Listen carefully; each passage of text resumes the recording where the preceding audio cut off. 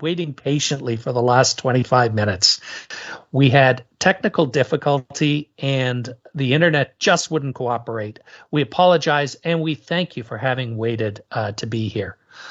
So one important note, as you're looking at the video, you will be able to trigger a closed caption by clicking on the CC at the bottom of your screen. And if you want to see closed captioning, just do that. So I'd like to offer the land acknowledgement as the first thing. And we want to take a moment to acknowledge that we are on the traditional territory of Indigenous peoples, including the Anishinaabe, the Haudenosaunee, and the Wendat peoples. We are all treaty people. Many of us have come here as settlers and immigrants in this generation or in generations past. Metrolinx declares its commitment to building meaningful relationships with Indigenous peoples.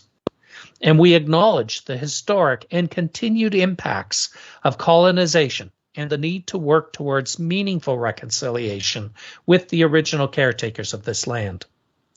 We acknowledge that Metrolinx operates on lands covered by 20 treaties and that we have a responsibility to recognize and value the rights of Indigenous nations and peoples and conduct business in a manner that is built on a foundation of trust, respect, and collaboration. Also, a quick safety moment. The seasons are starting to change and it's almost fall, which means darker mornings and evenings. In fact, as I look out the window, it looks like it's dark. So please, drivers, slow down, pay closer attention to pedestrians and cyclists in your neighborhood. And pedestrians and cyclists, please be aware of your surroundings. So as I said, tonight's event is about the East segment, and it will deal with the East Harbor, Riverside Leslie, and Gerard Carlaw stations. It's one of a series of virtual events. If you have questions about one of the other segments, you can either find recordings of the other events that we've done earlier in September, or you can register for the next event, which will be occurring in October. Tonight's session was scheduled for 90 minutes. We started late, so we're going to extend the time. There are a lot of questions, and we want to get to as many as we can. The first half of the question and answer period will draw on questions submitted via the question form that's below the video on your page. And if you're there, take a minute to scroll down and vote for the questions that you'd like us to tackle live in tonight's meeting. Metrolinx will make an effort to respond to all of the questions online, but we will be able to cover a good portion of them live tonight. So vote for the ones you want to hear live. And if you don't see your question covered, you can also add a question. After the written questions, we're going to go over to the Zoom room, and right below the video, you can see a link to join Zoom. If you'd like to ask your question out loud orally, you can go over there, and Georgina Collymore will be your host over there, and in the second half of the questions and answers, you'll be able to ask a question. When you're there, we'd ask that you try and keep your question to 2 or 3 minutes so that everybody has a chance to ask questions.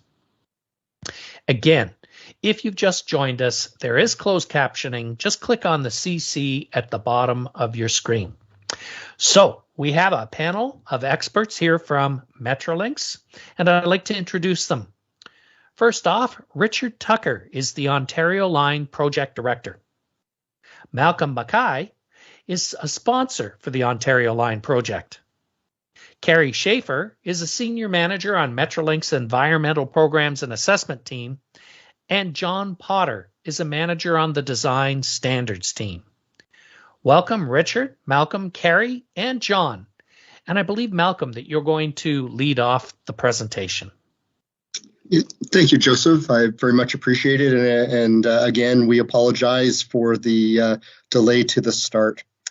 Tonight, we're going to be talking about the environmental assessment, and Carrie's going to be walking us through that. We're also going to be talking about the release of the Lakeshore East Joint Corridor and East Harbor Early Works Report. And really what's also quite exciting is the launch of our online immersive sound demonstration that's specific to the Joint Corridor area. We're also going to talk about the consultation on the noise and retaining wall design. And then Richard's going to be speaking about the construction sequencing within the Riverside Leslieville area. And then we're going to have a question and answer period. Now I'll just pass it over to Carrie. Carrie. Thanks very much, Malcolm. So if we can go to the next slide. And good evening, everyone. So before we get into some of the more detailed discussion about the Lakeshore East Joint Corridor, I did want to take a moment to review and remind everyone of our EA process. So we are following a new Ontario Line EA regulation process that was introduced last year. And it's very much similar to the typical EA process you are used to seeing for Metrolinx projects. The main difference between our typical process and the Ontario Line regulation is actually the requirement for additional reporting and points of contact and engagement with communities and interested parties. So in terms of reporting, as you can see from the slide, we've completed our environmental conditions report in 2020, and that provided all the details on the background conditions within the Ontario Line study area. So this is the information that we're pulling forward now as we move into assessing the specific project impacts. That's where we are right now with early works reports.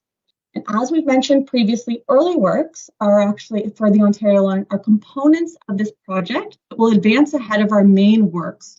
And this is really in order to reduce construction delays to the main contract and really create efficiencies in in implementation. So early works reports, really these are standalone environmental assessment reports. They focus solely on the early works portion of the Ontario Line, and they're robust EA reports that study potential impacts of the proposed construction work, and they put forward mitigation measures in order for us to minimize effects. One thing that remains constant for all of our EA reports, whether it's for subways or GO expansion projects, is while we summarize the design alternatives in our reports, our impact assessment process focuses on a preferred project concept. So really important to keep that in mind. The last requirement under our regulation is the environmental impact assessment report. And this study, this report will study the remainder of the Ontario Line project, including the operations of the line. It will very much resemble a typical EA report that you're used to seeing. So assessing proposed project, putting forward commitments to mitigation and future work. So if we could advance the slide, please. If we look, we can see a bit of a timeline and a visual of where we are in our EA process, the reports we've completed to date, as well as the construction timelines. Noting once again that construction work associated with the joint corridor will not proceed until the early works reports, so the EA for this segment, have been completed. And you may notice here that there's some expected vegetation clearing that needs to take place before early works can commence. We're still working through the detailed schedule for this, and we'll be back soon with more definitive timelines. So this is just an overview of where we are at the moment. And tonight we want to take a good portion of time to talk about the joint corridor early works and its associated EA. At this point, I'm going to turn it over to Richard to give us an overview of the scope of the proposed work in this area. Richard. Hi, thanks, Carrie, and good to see you all. So in terms of the Lakeshore East Joint Corridor, the scope and sequencing, you can see on our left there's an image there, and what we've done is we've put together an interactive animation that's posted to our website that you can click on and you can take a look at and look at all the details of how work will advance through this area. And hopefully that'll be really helpful in terms of answering your questions, and invite you to take a look at it when you have the opportunity. Basically, the work between in this area between Eastern and Pape Avenues consists really of the reconfiguration of the GO tracks within the existing corridor to basically support a total of 4 GO tracks, 3 now and another one in the future, plus 2 Ontario Line tracks. To do that, we're going to be replacing the 4 existing bridges at Queen, Dundas, Logan, and Gerard. And we have basically, and we're also looking at bridges at Logan as well. If I didn't have that one already. We also have construction of the supporting infrastructure for GO in the future. So that's the catenary foundations for the catenary poles and the laying out of their subgrade and the drainage. And then all along the line on the east, on the south and the north sides, we have the retaining walls and noise barriers that we'll talk about further as we move forward through the evening. So with that, back to Carrie. Thanks, Richard. If we can flip to the next slide, please.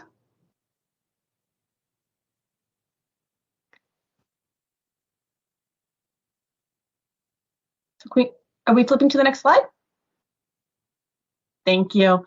So Metrolinx has just released today its draft early works reports for both the Lakeshore East Joint Corridor and the East Harbor Station.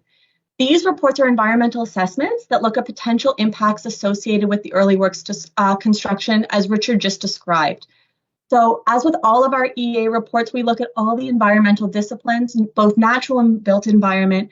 We assess for potential impacts, and we put forward mitigation measures to address any potential adverse effects. These draft reports are available for public review until October 24th, so really encouraging everyone to head to our website and review the information and submit your very important feedback. Once the comment period closes, we'll then take this feedback and use it to update and augment our final report, which will be made available along with the consultation method. And now we also understand that the community needs time to digest this information. So our plan is to be back on October 5th to discuss and hear feedback on these two reports from this community. If we can go to the next slide, please. Now, there really is quite a lot of information in these reports, and there are more fulsome decks that look at each of the environmental disciplines on our website. But for tonight, we want to take you through some of the topics that are likely to be of the most interest to this community. So to start with the Joint Corridor Early Works Report, it takes an in-depth look at construction, noise, and vibration impacts. So we've done a thorough but conservative assessment of the potential impacts associated with this work and have put forward commitments to limit noise and vibration during construction using all the tools we have available to us. So the list of mitigation measures is really quite lengthy, and this slide highlights just some of them, but encouraging everyone to check out the report for further detail. I do want to highlight just a few points here, and noting that before construction can begin, noise and vibration management plans have to be produced by the constructor, as well as precondition surveys at properties that might be affected by vibration-causing activities. So what the noise and vibration plan will do is we'll do a thorough assessment of the means and methods of construction, and it will outline the mitigation measures that will be implemented by the contractor in order to control noise and vibration. Now, we'll also be requiring noise and vibration monitoring throughout the entire duration of the construction project. That's really to keep everyone honest, to make sure that we are meeting the commitments we've said we would. And we'll be able to monitor this noise and vibration in real time, so we can see if levels start to creep up. We can be proactive and take action and investigate further mitigation as it's required. We'll, of course, be communicating and consulting with nearby residents and providing advance notice where there's any noise and vibration causing activities expected. As well, we'll have a fulsome complaint protocol in place to address any concerns. And our community relations staff will be available to field any questions, concerns, or comments you might have. Now, if we can flip to the next slide, I want to stay on noise and vibration, but talk about from the operational side. Now, we've been out to talk to the community, or at least virtually talk to the community on numerous occasions now, and we understand just how important noise and vibration levels, keeping noise and vibration levels to a minimum really is. We've been working very hard in the background to advance this technical body of work and ensure that goal is realized. So as you'll recall, Metrolinx has committed to installing noise walls along the joint corridor. These noise walls will be at a minimum height of 5 meters, and they'll be transparent to ensure minimal visual impact. We've now completed our operational noise and vibration assessment, which is appended to the full early works report, so that is all available on our website. The assessment we've completed is a modeling assessment, and it looks to compare the current and future conditions under a full build or a maximum service scenario. So what that means is that we've modeled the combined impacts of the future Ontario line and the expanded future GO rail service along this corridor. So we've looked at the maximum service scenario and we've modeled that condition. As you can see from the slide here, we've modeled noise and vibration impacts to 28 sensitive receptors along the corridor. So I'm not sure if you can see, but there are some pink dots that you can see on the map here, and those are the sensitive receptors. Sensitive receptors are basically places where people reside, so like single family homes, apartments, schools, etc. And the results of the assessment is really good news. With the implementation of noise walls, we'll be able to reduce noise below your current conditions at the majority of the locations along the corridor. Now, depending on the location, the reductions in noise vary, but in some locations we are seeing as high as 10 decibel reductions, which is about the equivalent of being half as loud. So if we flip to the next slide, I want to take a moment to say we understand how difficult it can be to conceptualize noise, especially in a future scenario that you aren't familiar with. And of course, I appreciate that people don't generally go around talking about decibel levels, which is why we've tried something new here. So we now have what's called an immersive sound demonstration available on the following website, as you can see on the slide. And that's available for everyone to go and check out. And what we've done here is our noise and engineers have gone out to familiar points along the joint corridor, such as Bruce Mackey Park, for example. And we've taken 3D audio and visual recordings of the current conditions. So both what it looks like and what it sounds like at the moment, including train pass-bys. Our team has then adjusted the video with 3D animation to represent how the future Ontario Line project will look at that location. Along with this, our noise engineers have been able to simulate the noise from future GO and Ontario Line pass-bys, both with and without noise walls, based on the assessment work that we've completed. So if you look at this image on the slide, you can see here what the website looks like, and I believe that this is Bruce Mackey Park. So what this really does is it gives you a sense of what the project will look like and sound like in the future, and the added improvements from the noise wall. So you can toggle through 3 conditions here: the existing condition, the future condition without mitigation, and the future condition with noise walls. And it really becomes clear with this simulation of the added benefits of the noise wall. So please do check this out. I think it's a neat tool that allows you to really experience what is otherwise a somewhat abstract concept. So if we can move on to the next slide and move away from the built environment, I want to spend a moment talking about the natural environment. Now, I'm sure as you've heard me say before, protection of trees and green spaces is of the utmost importance to Metrolinx. Where we can protect trees, we will. And as you've heard from Richard before, our design utilizes innovative T-wall approach that will allow us to do a lot of the work from inside the rail corridor. And what that does is allows us to minimize our construction footprint and our impacts to green space. And if we flip to the next slide, I do want to acknowledge that we know that there are some trees and vegetation that will need to be removed within the corridor for the Ontario Line project and the already approved GO expansion project. And this will be done with the utmost care to ensure that we're protecting wildlife and bird habitat, that we're protecting trees with barriers and compensating for any vegetation lost with local planting projects within the community to the greatest extent possible.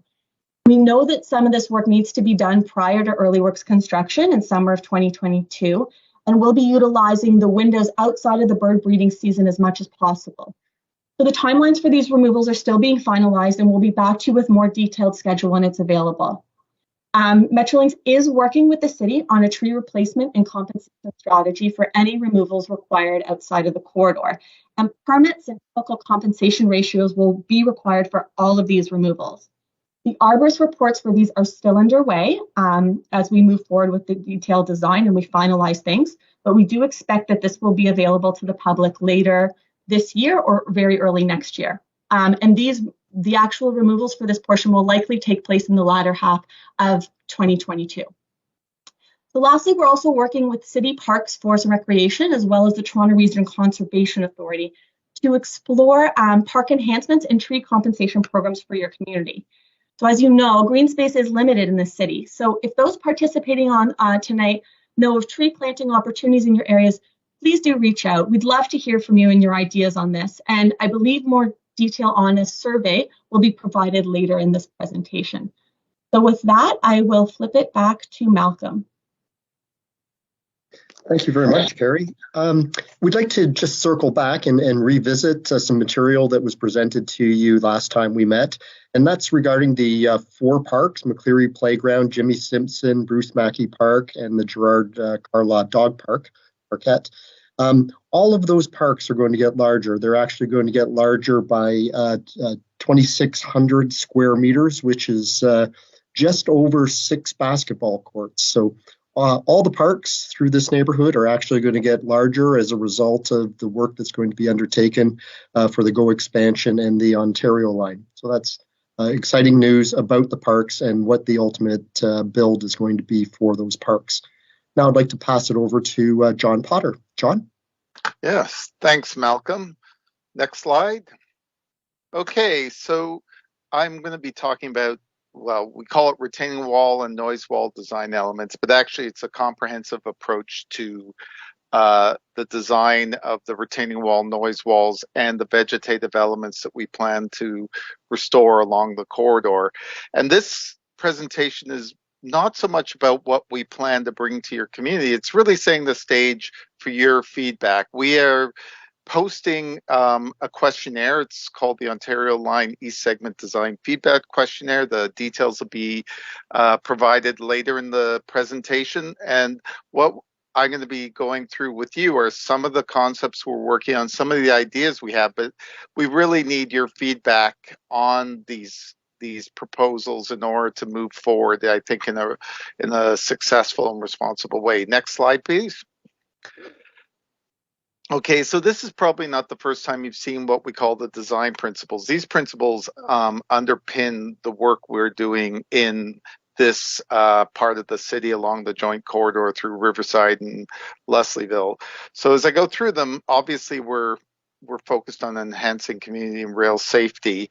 There's 3 in here: protecting existing trees, which Carrie spoke about, and replanting. There's minimizing visual and physical impacts and maximizing vegetative screening. And those 3 principles are all they're all linked, because everything that we're proposing in terms of the noise walls, retaining walls, and the landscape and planting strategies are all aimed to ultimately minimize the visual and physical impacts. And in a sense, over time, our objective is that the parks will be left in better shape than you find them. And then, of course, enhancing unique neighborhood character.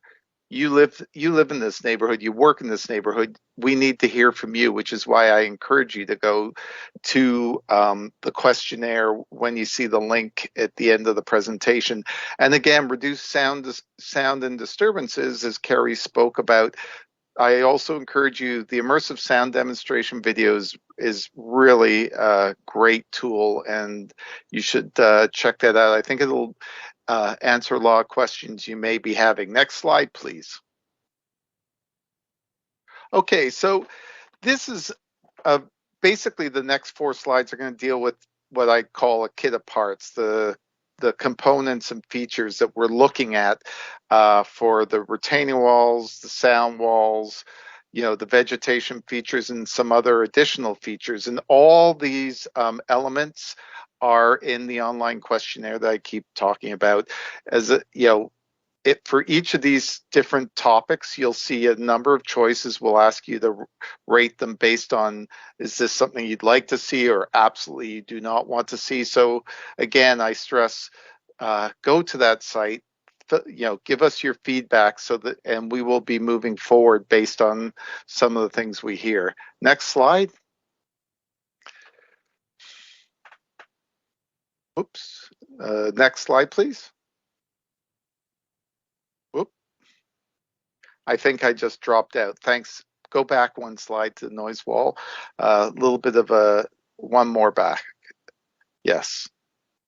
So here, when we talk about noise walls, Carrie was talking about, we're looking at transparent noise barriers. And really one of the reasons the reason we want to do this is transparent panels maintain sky views and access to sunlight. And I think that's very important when you're using the parks on either side of the corridor, because you will have long views, and it helps the noise walls start to disappear. It means that, we get good sun east or west, from the east or west at different times of the day on the embankments or in the in the parks directly adjacent to the corridor.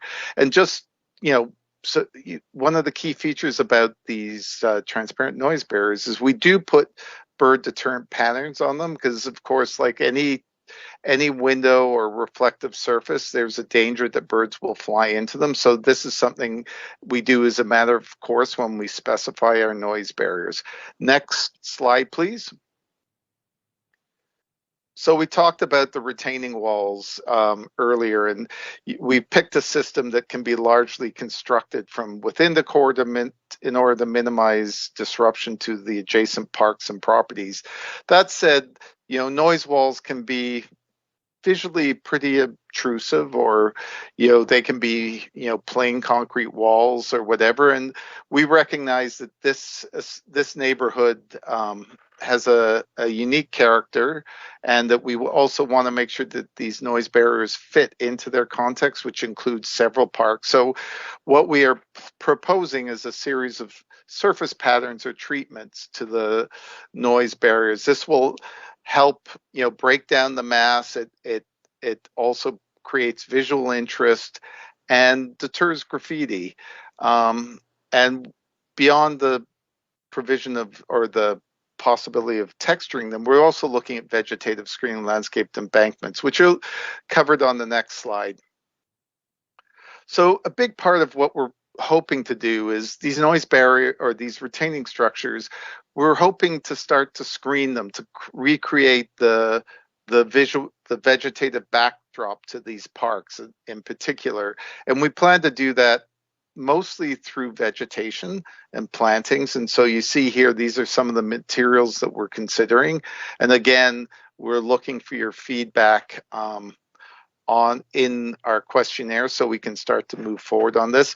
And we are also looking at landscape strategies for both visually reducing the size of the noise barrier, but also giving the plantings opportunities to grow vertically. So we're looking at vegetative embankments and terracing. We're looking at continuous benches. All these different elements are illustrated in the questionnaire. And now to the last slide. So it's not just, plants, shrubs, landscaped embankments we're looking at. As Carrie said, we've been aiming to protect as many trees as we can, but there inevitably will be some tree loss, and we will be replanting, and we can, add additional density to the vegetative screening depending on the types of trees we look at. And so this is also a question that we're going to be coming to you for, is what kind of trees would you like to see in your park? I mean, anything we plant has to be native and non-invasive.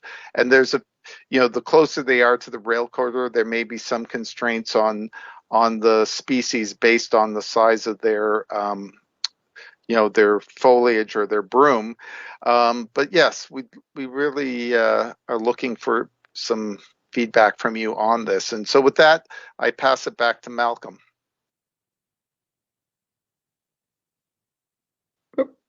Thank you very much, John. So our next consultation is as John described in the website that's opening up. We're using an interactive public survey tool to be able to get your comments. We welcome that. At the end of the slide deck here, we will be sharing with you the coordinates for that, and we really encourage your active involvement and comment on that. Richard, I'll pass it to you for some discussion on construction. Hey, Malcolm, thank you. My favorite topic. So could we move to the next slide, please? So when we look at construction, we recognize that construction can be disruptive to the neighborhood, and we carefully considered and thought through with our project team how could we mitigate the effects of construction on the neighborhood, and we basically looked at using a three-prong approach to this. So the first one is doing all the construction from within the corridor, so we don't have to access through the parks. We don't have to access from local neighborhood streets. We deliberately have planned and sequenced our construction so that at all times we're working from the railway corridor. And one of the techniques that we've brought in is a T-wall construction, which are precast T's. If you can imagine a T lying on its side, and the face is the outer face of the retaining wall. And basically, we bring those in and stack them up from inside the railway corridor, and then backfill them from inside the railway corridor, so that basically there's very, very little impact on outside of the railway corridor when we do that. Of course, when we do that, as Carrie's mentioned, there may be some trees that are affected that are right on the boundary between the railway corridor and the parks. Wherever possible, we will avoid those trees and protect them. There will be some cases where trees will need to be removed, and then the compensation policy will take effect. But our first directive and our primary directive is to retain trees wherever possible. The second part that we do is looking at restricting the access to the corridor to certain points along the route. So this is, in terms of what we do, is if you look at the arrows on the plan, basically we're looking at Eastern Avenue, main streets, Eastern, Queen, Dundas, Logan, and Gerrard are access points. And it says workers, but it's really all vehicles, all materials, both in and out, will be accessing through these points only. So there's no other points that will be accessing to the corridor. So the three points are using the corridor space for our construction activities, using those advanced construction techniques to make sure that we can do the work from inside the corridor, and making sure that the access is only from the main streets in the neighborhood, the main commercial streets. Next slide, please. So here's a look at just the timeline that we have for these activities. As you can see, we're at 2022 at the moment. The first step in the sequence will be looking at vegetation removal within the corridor. And as Carrie said, that the timing is being worked out on that, and we have the arborist reports just being finalized around our design, and we hope to be sharing that in the near future. The phase one is basically starting in the middle of 2022, is looking at utility relocations and preparatory works to engaging with the construction in the corridor. And then we'll start along the south side of the corridor first, doing the retaining walls along the south side. And then we'll move into the bridge construction that we talked about earlier. And then we'll carry on into the north side of the corridor, including the bridges that will support the Ontario line. And then finally, into 2024, we'll be looking at doing the Ontario line stations, basically at Gerrard and at Queen Street. As you can see, the construction period for work of this scope is relatively short and compressed, only about a year and a half of work in this location, excluding the station construction themselves, which will be localized to those two stations. Next slide, please. And then finally, here's a slide just showing those bridge locations we talked about, and where they're located in the neighborhood, although I'm sure most of you are quite familiar with where they are. These bridges, when they're replaced, will be modern bridges. As you know, many of the bridges that are there now are quite dated and have some deferred maintenance on them. So this will be a great opportunity to update these bridges, make sure that the neighborhood won't be interrupted by maintenance work that otherwise would have had to been scheduled. And we'll also be increasing the clearance of these bridges to meet city standards. And so that'll add about a meter more of clearance to each of these locations. So make it a better walkthrough and provide more clearance for the streetcars, which we all know is a bit of a tight fit right at the moment. Next slide, please. Back to you, Malcolm. Thank you, Richard. So the upcoming public engagement, as we described earlier, the retaining wall and noise wall public consultation is launched. It's available at Metrolinx-Ontario line engagement .ethos.net. You'll see this on our website, and we'll be collecting your responses until October 14th. The sound demo, the immersive sound demo, is online and is available at OntarioLineSoundStudio.ca, and we're really excited to get your feedback on that also.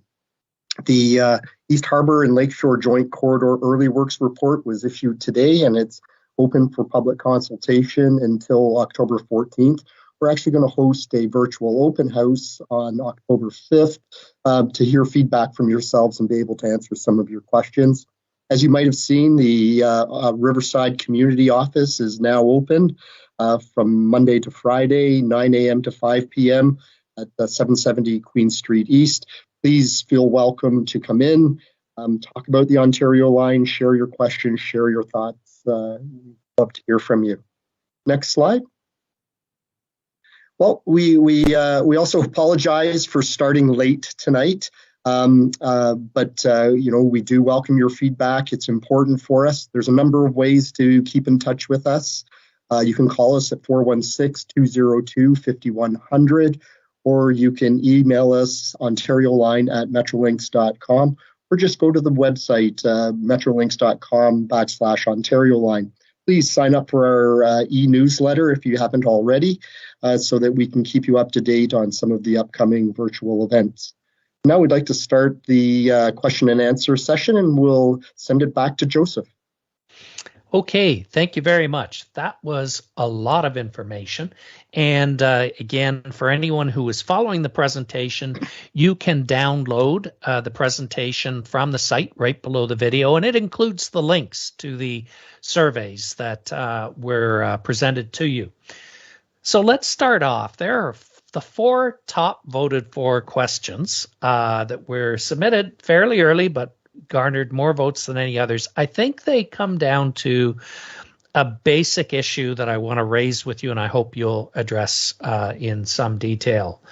And essentially, it is that there was a viable route that had been identified for the relief line before it was canceled, and that route would allow for tunneling, that as a result of some of the changes that have been made to the plans as you've been progressing, including additional bridge construction and other things, that the cost comparison between the underground tunnel as it was planned and the above ground may not really be evident. So the question is, why would you do a side-by-side cost comparison? Why have you not done that with the current above-ground plan versus the underground plan? And I wonder if you could address that. It seems to run through a number of questions that got a number of votes. Yeah. Hi, Joseph. It's Malcolm. I can start to answer that. So we are very, very aware of the desire of some people to have an underground alignment through here, similar to the Relief Line South. And the proposal that was put forth by the community was a kind of hybrid version of the Relief Line South, where it still respected the good transfer at East Harbour Station, and continued east, went underground around Booth Avenue, and then continued north, and kind of at that point in time mimicked the Relief Line South through a car loss station and up to the Gerrard Station. So I guess the first thing is when the initial business case was prepared, the comparison was between the Ontario line and the Relief Line South, and a do-nothing proposal. And the Ontario line was found to perform better. But there were concerns. There were concerns about noise, vibration, the communities of the above grade sections as part of the Ontario line. And what we have done is we've gone through a diligent effort to mitigate and deal with those issues. You heard Carrie earlier today talking about the fact that noise is actually going to be reduced by up to half in some areas through the alignment. The GO widening, the GO expansion project was going to be coming through this area regardless. And we're really just piggybacking on some of that work was going to be occurring anyways.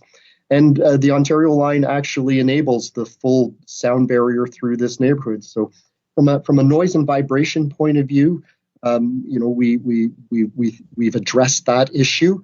With respect to the impacts to parks, as we also presented in this deck, the parks are actually getting larger, and through the construction methodology that's been developed by Richard and his team, they're actually going to be staying out of the parks. They're going to be working from within the corridor. Their access ways are such that by and large, all the parks are protected. And in fact, when we're done, the retaining walls will be inside the Metrolinx property line.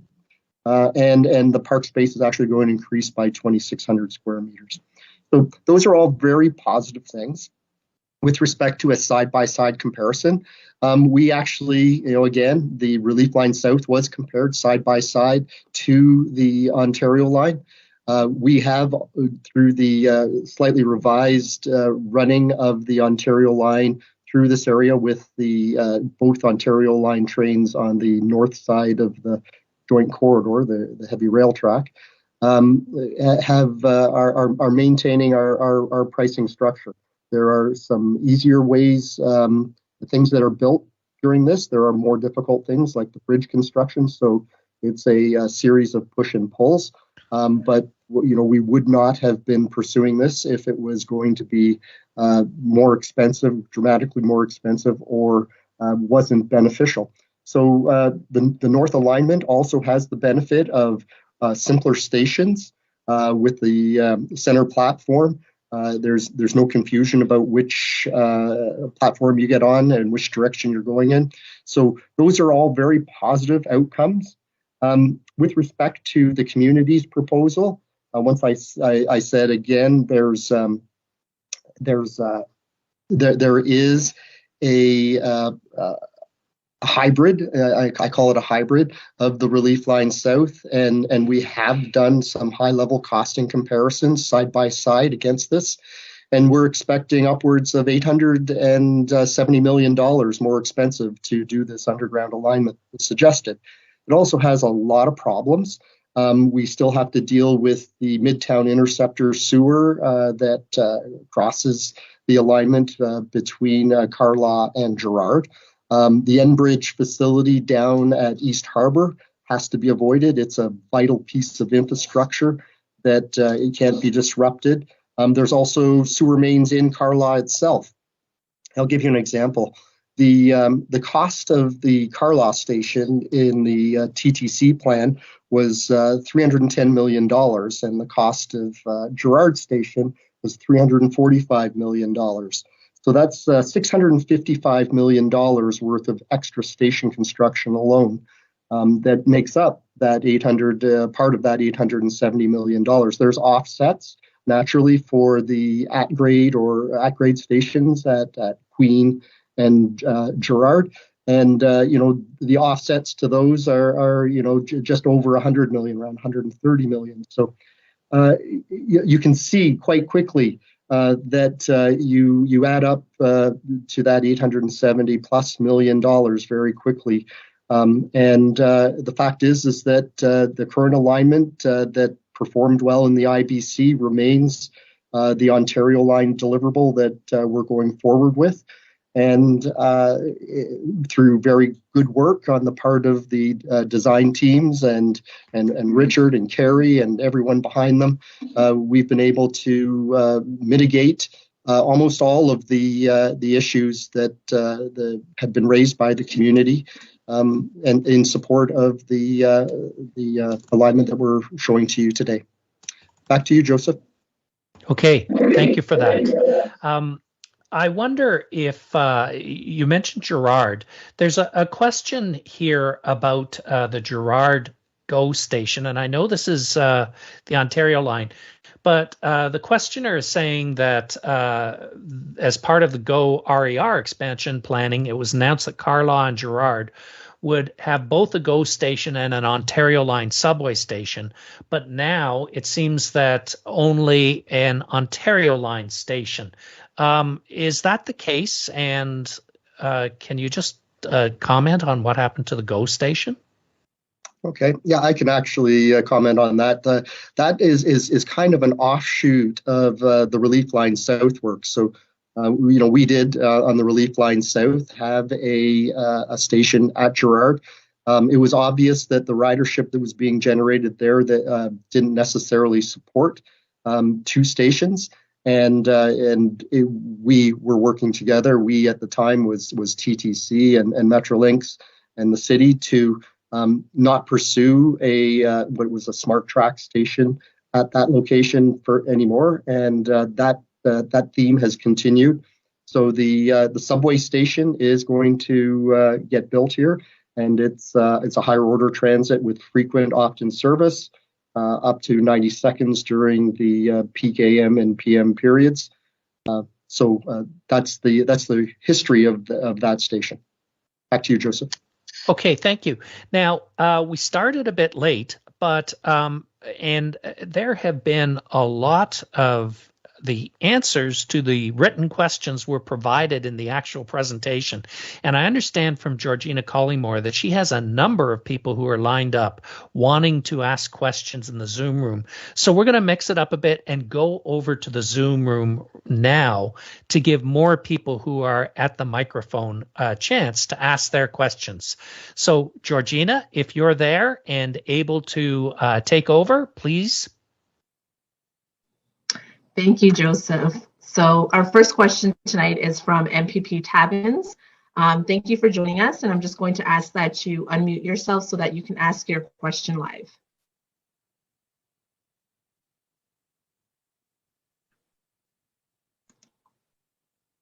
Oh. All right. There you are. Thank you. Okay. You can go ahead and ask your question live. Thank you very much. I appreciate the opportunity. Two questions. One, at the North Line session, I'd asked about what Metrolinx will do to release homes from the requirement to have construction zone on their title. And I don't know if people in the South End are aware of that answer from you, so I'd like you to readdress that issue so that people don't have a statement on title for the 10 years of construction. And secondly, in the question or in the matter of reducing noise, your slide 11 says you'll be reducing existing noise levels at most locations. Which locations won't see a reduction? And will there be locations that will see an increase in sound? Thank you. Thank you, MPP Tabbins. Always nice to hear from you.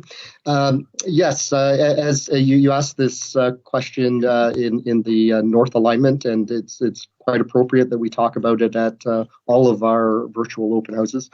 So you brought up a very good point, and what we would like to do is we are approaching the title issues, and we're evaluating the actual impacts of our construction. And as we get a little bit closer to having our proponent on board and being able to refine those property takes, we are very actively considering what we can do to release some of those properties. So that is a commitment that we've made to you and the community, that we would continue that engagement and continue that evaluation to as effectively as we can minimize the impact to the neighborhood of these title building transit actor faster materials, as well as getting them off as quickly as we can. And the second half, Carrie, would you like to tackle that one? Absolutely. Thanks, Malcolm. And thanks for the question, MPP Tabbins. It's a very good one. So I did mention, rightly so, the noise mitigation is effective to reduce levels of noise below existing levels at majority of the locations along the corridor. And as you saw, we assessed a lot of receptors along the joint corridor. We did see that at 5 locations along the joint corridor, and these are at the higher levels of high-rise buildings, where we see some minor residual impacts. These aren't significant impacts, so not just barely noticeable, but we do still have some residual impacts there, and that's simply because noise walls, don't extend up to higher levels of high-rise buildings. Having said that, what we are doing now, that's our commitment to implement noise walls, and now we are looking at other ways and other tools that we might have to explore further mitigation at these locations. So the locations you asked specifically, so these are all clearly outlined in the noise and vibration report, which is available online, but the specific locations are 3 high rises at Carla and Dundas, 1 at Logan, and 1 at Pape. So all the information supporting that is available in the noise and vibration assessment report. Please do look at that. There's a lot of good science in there. As I mentioned, we are now looking at other ways that we might reduce noise to higher levels of high-rise buildings. This is, not uncommon when looking at noise walls and other mitigations. So stay tuned for more updates on that. But hope that answers your question. Thank you.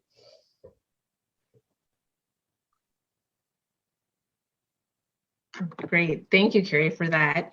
Our next question from the Zoom room is from Patricia. So Patricia, I'm going to ask that you unmute yourself as well so you can ask your question live.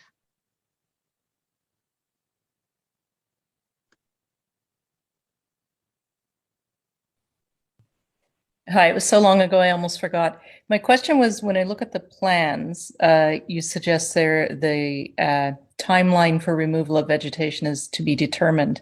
There's nothing there to suggest that would be at all dependent on the environmental assessment or the final environmental assessment. So is the plan to wait until you get that final environmental assessment, or is the plan to make these decisions independently of anything that says? So perhaps I can take this one, and thanks for the question, Patricia. The environmental assessment for this area is the early works report that we've just spoken about tonight. So that report looks at tree removal. We do know that some of the removals slated for the GO expansion were already approved under the Lakeshore East EA. So that work is already approved, and that will likely go ahead first.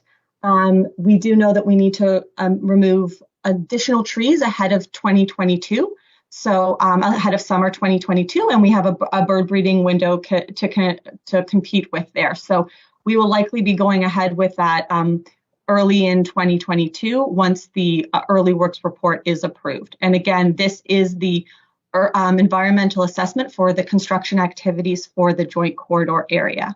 So as I mentioned, the exact timeline and the exact schedule when those removals will take place is still being finalized. There's quite a lot of logistics, and when it comes to the winter season, there's other things to consider. So we're working through that now, and we hope to be back with a more detailed schedule shortly. Thanks.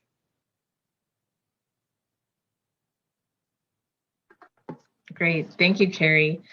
Our next question is from Shelley Klein. Shelley is the chair of our Lakeshore CAC. She's one of many community partners who are here tonight. And she does have a few questions. So Shelley, if you can unmute yourself, we can have you begin with some of your concerns, and hopefully we can get to a few of them, and then we'll try to get through a few more questions and come back to you if we can.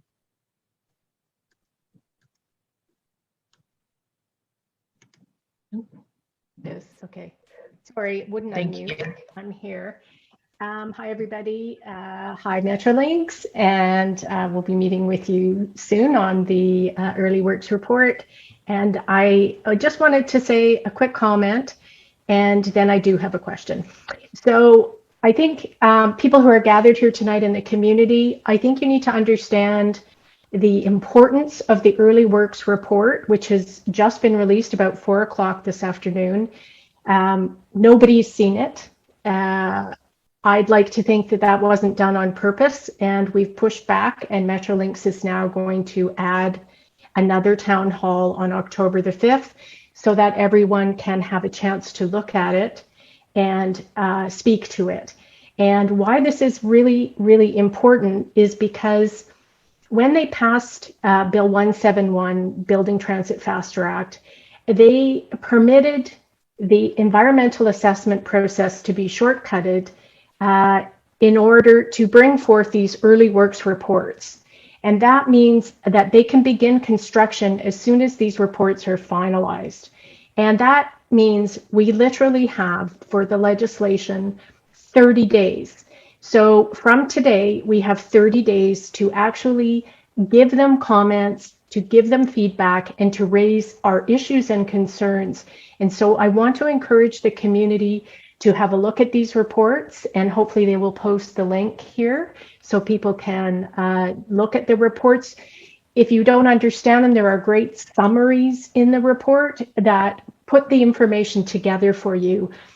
And then on October 5th, we're encouraging you to participate and to share your issues, which they are then supposed to, according to the regulation and the legislation, resolve. So they are supposed to implement an issues resolution process. So that's the only thing I want to say tonight. It's extremely important that you participate, because this is the last time that the community will have a say in the construction, and according to the legislation. So it is vitally important that we participate in this process. My question tonight is, firstly, it's cart before the horse, because we haven't seen this early works report. We haven't seen an elevation. We don't know what the corridor looks like at all. And now you're asking us to participate and pick noise walls, to pick vegetation. What does the concrete look like? I mean, I really think it's too soon for this discussion. Our community wants to talk about alignment. I thought it was kind of funny you gave us all this contact information, Malcolm, and we can contact you, but you don't want to talk about the alignment. You sent a letter to the city saying, we're not going to listen to you and we don't want to talk about it. So this is what the community wants to talk about. So if we are going to pick noise walls, if you are going to gather feedback on them, I think primarily we need to understand where they are, how high they are, not just the noise wall, but there is sitting on top of a retaining wall. So is the total height, which will determine in people's minds what kind of massive wall they want to look at out their front windows, is it 20 feet? Is it 30 feet? And then the second big question on the noise walls, regardless of what vegetation you put in front of them, is how do they absorb sound? What is the best material? And I think everybody here wants the most sound absorption we can get. I mean, we're facing 1,500 trains a day. So if that's what it's going to be, let's present the sound absorbing qualities. I'm hoping they're in the early works report. And then we can bring that back to the community. I really don't think that anyone wants clear noise walls. They may be all right in certain locations where there's no residential areas, but that's my take on it. So my question tonight is, what is the total height of the noise walls, and when are we going to actually see some kind of elevation or depiction of that animation of the corridor? Thank you. Hi, Shelley. So I can take a little bit of that, and always nice talking to you. Number one, we totally agree and encourage the community to review the early works report. Absolutely, and we want your input. Your comment about you don't think that a clear noise wall is appropriate for a residential neighborhood. That's exactly the sort of feedback we want to hear. We want to hear the opinions of the community. We believe that it's important to have light transmit through them. So, that's why our bias was kind of going that direction. But, if the community has a different opinion and, would prefer some sort of opaque colored glass or something done like that, that's what this outreach is all about. One thing I did want to correct is the fact that the new EA process that we're in is not a shortcut or a lesser EA in any way. It actually has some additional requirements for consultation that the other EA, the original EA, didn't have under the transit project assessment, environmental assessment process. So it's not a shortcut by any means. It's still as stringent. It still has requirements. So I just wanted to make sure that the community understood that. And with respect to heights, we are looking at the noise walls between 5 and 7 meters. Kerry can talk about what the modeling was done, but ultimately, what we build there is dependent on our desire to create better noise walls. So we encourage you to go to the sound demo to get a live representation of what that might look like. And Kerry, would you like to fill out any more on the EEA side of it? Sure, thanks, Malcolm. I think you covered a lot of it, but that, again, just to reiterate, the EA process, the EA process is quite robust.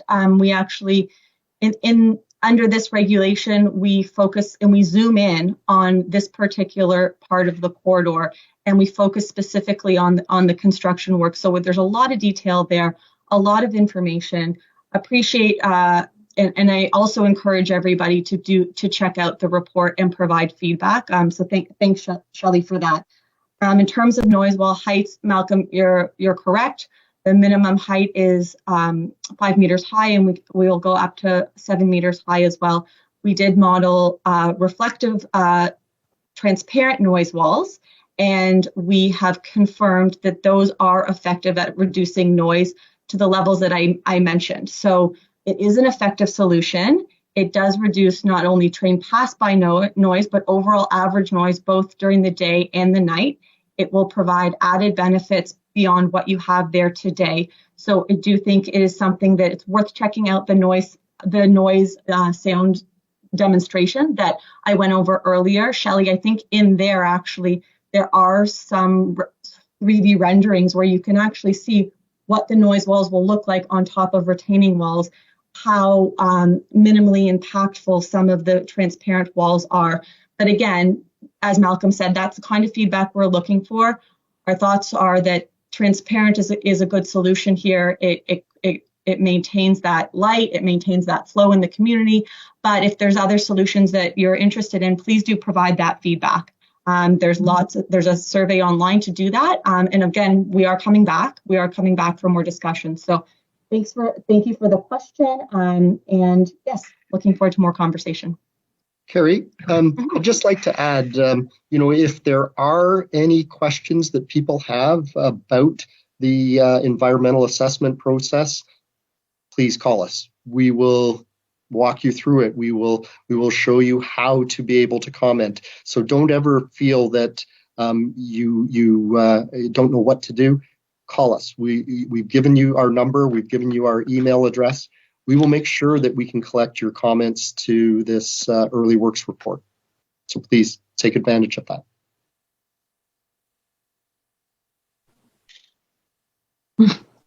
Thank you. Just want to confirm, Kerry, that the total height or the minimum was 5 meters to 7 meters, correct? That's right, Tina. Okay, and great. That's really to align. So our with next question. Go right ahead. Oh, sorry, we cut each other off a little bit. That's really in alignment with our approach for the Go expansion program as well, that we'll be implementing noise walls as well at a minimum of 5 meter high. So a consistent approach across the Metrolinx network.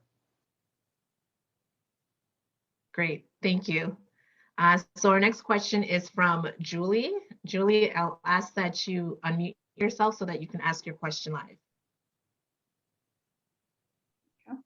Hi, my name is Julie Boudreau and I live on Lewis Street. There hasn't been a lot of discussion during these presentations about the impact of the sort of lower end of this, the project, just heading over the train bridge over Eastern. A lot of emphasis on other parts of the project, and I'd like to know a lot more, if possible, about what is happening to the storage facility that basically creates part of my backyard. It was in yellow the last time, and now it appears to be in pink. Word on the street is that the building has been purchased or expropriated, and I need to know what's going to be happening in my backyard. Thank you. So I can touch on that, Julie. Yeah, we do have plans for the storage facility and in order to make way for the Ontario line. On the south end, the sound wall treatments are similar to the north end that we were talking about earlier, and Kerry has done the modeling to demonstrate the workings of those noise walls and the significance of them in reducing sound. So you just because you're south of Queen doesn't mean that you get any lesser treatment as far as the built infrastructure is concerned. And then what ends up happening on the storage site is yet to be determined. We have to see how much of that land is going to be utilized by the Ontario line, and then what's left we will be evaluating and reporting back to you and the community. Back to you, Georgina.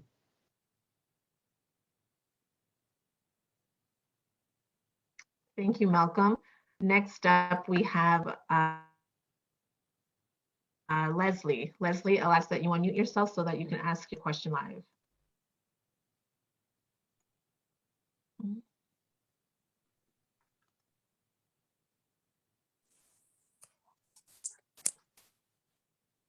Hi, thanks for taking my question. We all know that graffiti is a problem in the city of Toronto. And from being in my downtown neighborhood, I know that our local businesses and residents are required to promptly remove any graffiti that appears on their property. Can you please confirm that Metrolinx will be required to promptly remove any and all graffiti that will appear on these noise walls you're planning? Thanks so much.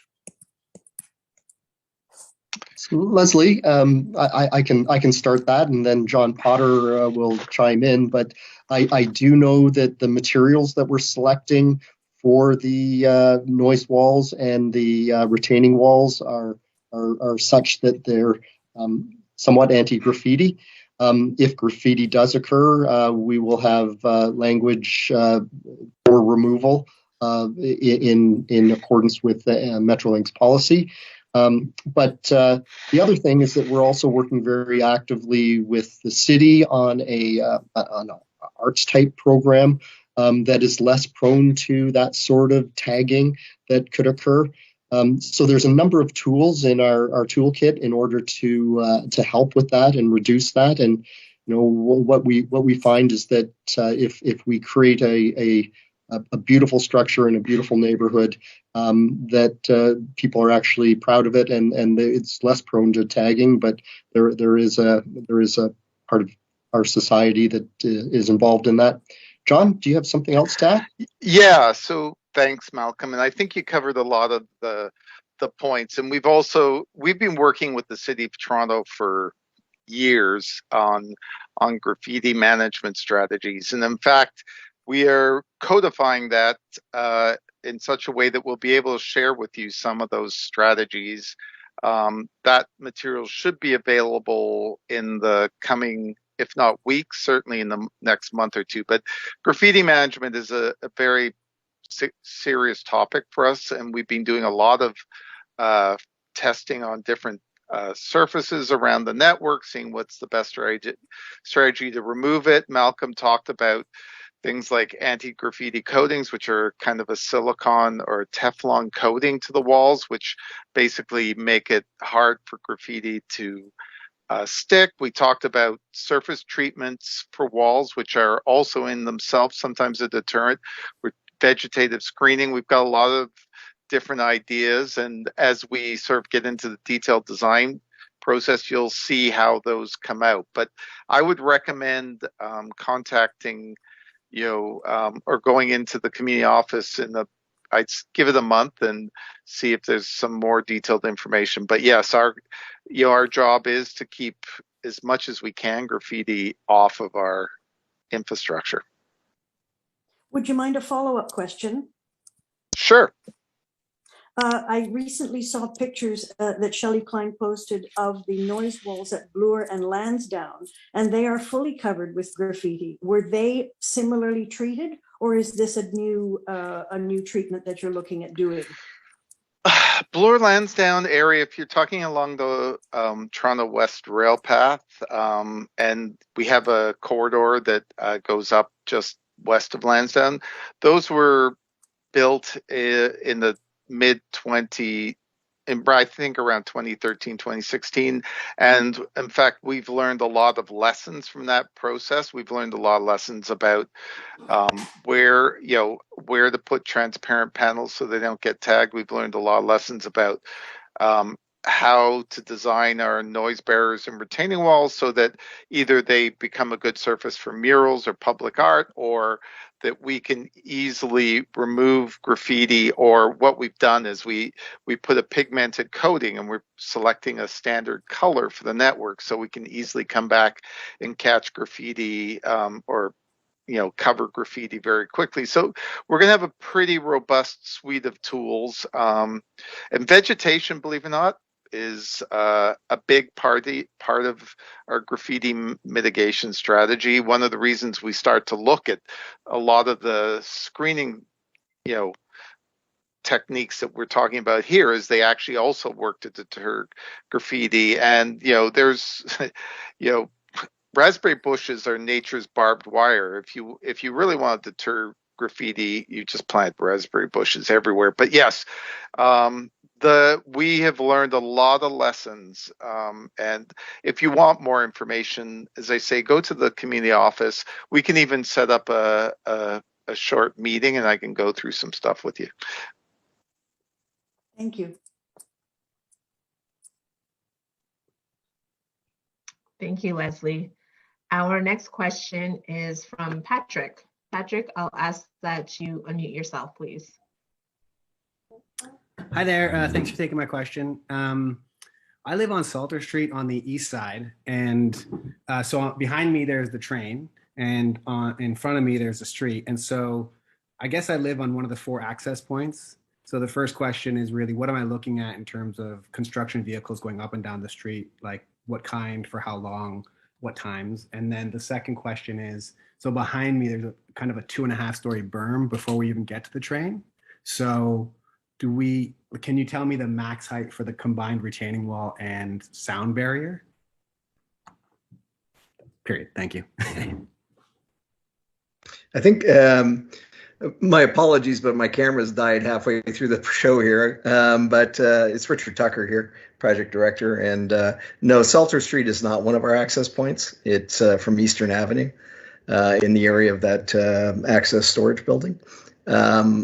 And so that will be going up on there. I think in terms of the actual height, I couldn't give exact heights right at the moment because that section is still under detailed design. So I think we do have an idea of noise walls that Carrie's talked about, but in terms of the exact embankment height, that's still part of designing the profile of the rails through that area. So I couldn't give an exact height yet. Carrie, Malcolm, anything to add? Yeah, Hi, so Patrick. what I would suggest, Patrick, is that you share your coordinates with us, your email, so that when we do get things closer to finalized, we can reach out to you and have that dialogue and pass it back to Carrie. Thanks, Malcolm. And hi, Patrick. So if we're thinking about the location correctly, I think we're looking at a 5-meter high noise wall in your area. But again, as Malcolm said, please do reach out, give us the exact coordinates, and we can absolutely confirm that.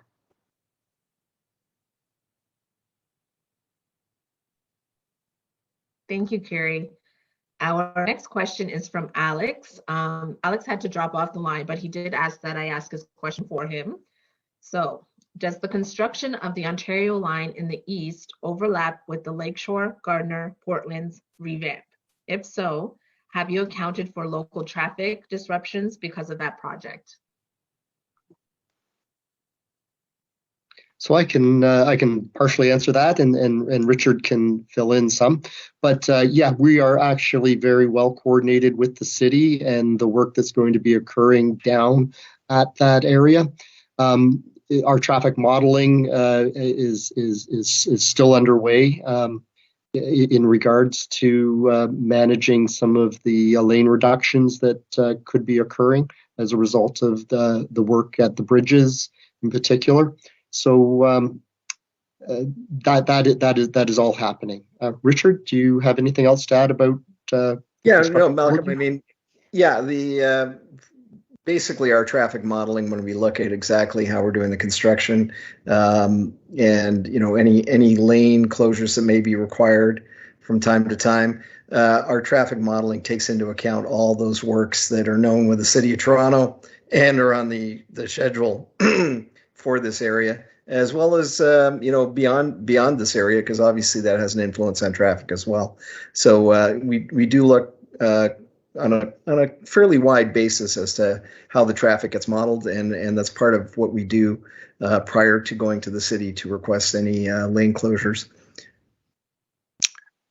And I can add just one little piece. There is a group called the Lower Don Working Group, of which Metrolinx, the City of Toronto, and the TRCA and Waterfront Toronto are all part of. And at that forum, beyond the coordination with the City of Toronto that we're talking about, all four public agencies coordinate their activities in this area, which we call the Lower Don, which includes Eastern Avenue and Lakeshore, the Portlands, and the areas both a bit north and south of the Union Station Rail Corridor East.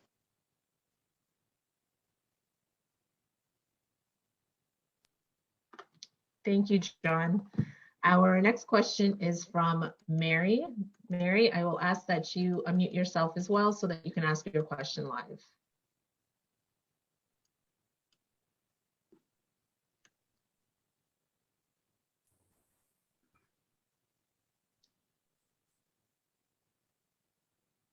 Are you there, Mary?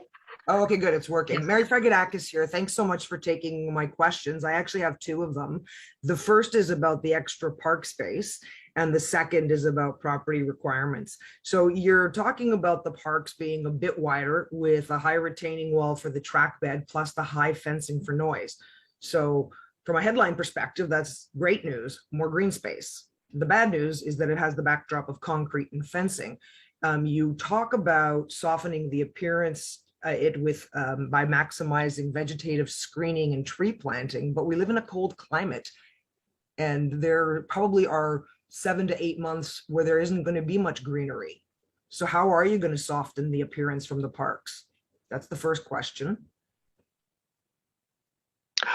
I can take that.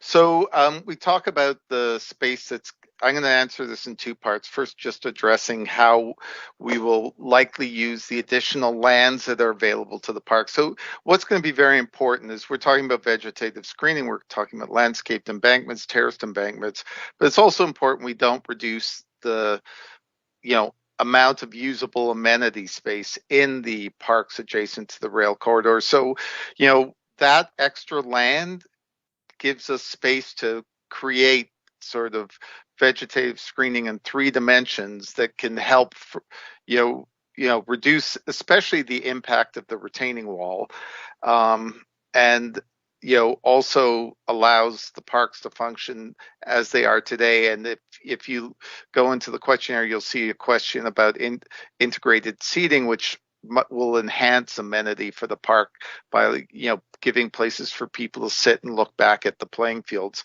But what you will have with this space allows us to either build terraces or vegetated embankments, which means less visible concrete.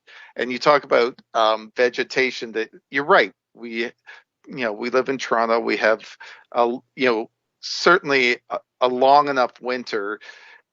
But that's another question we're coming to you, like what kinds of plantings? And this is the kind of feedback we're looking for. We are looking honestly at 4-season plantings. We want to make sure that whatever landscape design we put forward, and with it, especially with relation to vegetative screening and that kind of new restored vegetated backdrop to the parks, we want it to look good at all seasons. So, and it's not just the winter, summer. We're looking at plantings that provide different colors throughout the season. So yeah, look at that. At least it's the concepts are introduced in the questionnaire. And as we move forward, I think we're doing this for another project where we're setting up what's called community conversations to talk about plantings, pollinator gardens, and other ideas that, we're bringing to our project, but actually have some benefit for the community. Like if you look at pollinator gardens or pollinator landscapes, they work best if not contiguous, there's large numbers of them. So, we're hoping to bring some, knowledge to local gardeners so that we can support, in the community, the objectives we're trying to introduce in adjacent to our rail corridors. So John, and Mary, I just wanted to add to that. We also have a very robust dialogue happening with Toronto Parks and Forestry about the parks and about some of the investments that we can make in those parks. So we are going to be reaching out to the community. We've started that process to find out, what can we do with that extra space in Jimmy Simpson? What can we rejuvenate some things that are maybe a little wore down and wore out? So that's all part of a dialogue that's going to be happening with both the community. So are you considering adding extra money to public realm? Yeah, so we're actually looking at if there was a splash pad that was slightly deteriorated and needed refurbishment. We're looking at investing in the community. There's opportunities for us to do that throughout many parts of the Ontario line. Mary, back to your second question. My next question is about property requirements. So you mentioned, and I think it was you, Malcolm, that said earlier that you're still determining the property requirements and they're going to be finalized as the project planning progresses. I mean, surely there's a preliminary list, and is there some reason why you cannot provide us with a list of those properties instead of like having 100 or hundreds of people's homes have, that they're in a rail corridor on the title of their property throughout the construction project? So, Mary, dialogue has started with some of the affected property owners. We did share a role plan that you can very quickly see which properties are impacted. But through this area, through what we call the joint corridor, where GO Transit and the Ontario line will run together, we have started the property procurement process. And we will be contacting all the affected property owners. Just because you have a notice on title by the Building Transit Faster Act, that doesn't mean that there's a property. And we've been very clear with that. What that means is that we have rights and privileges on title in the event that we should need to do something as far away as 30 or 40, 50 meters from the alignment. They're primarily meant to deal with traffic congestion issues and things like that. But, as we indicated earlier tonight, we are looking at refining that list primarily when we get our Progeco on board. who will help us define the impacted properties, and we'll certainly be working hard to reduce the effect on title. Does that answer your question, Mary? Not entirely, but I don't want to monopolize the whole meeting with my questions, so we can talk. We can continue to talk offline. Thank you, Mary. I appreciate your question. And Mary, happy to talk to you. Happy to talk to you anytime, Mary. Thank you, Malcolm. Our next question is from Saffron. Saffron, if you can unmute yourself, you can go ahead and ask your question live.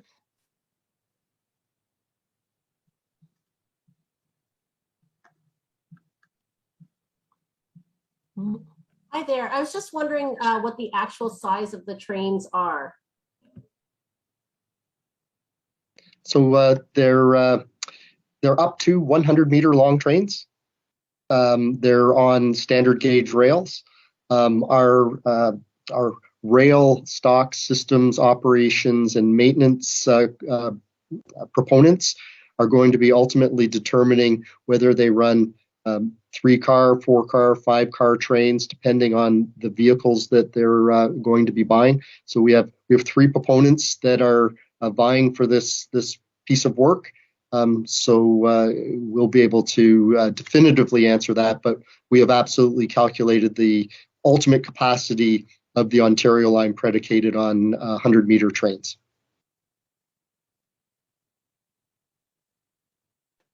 Back to you, Georgina. Thank you, Malcolm. Our next question is from Lena. Lena, I'll ask you to unmute yourself and you can go ahead and ask your question.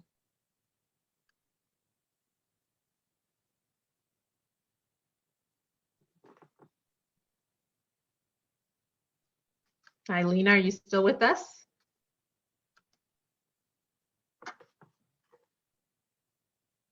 Okay, so perhaps we'll skip Lena and we will go to Hannah. Hannah, if you're ready, you can go ahead and unmute yourself and you can ask your question live.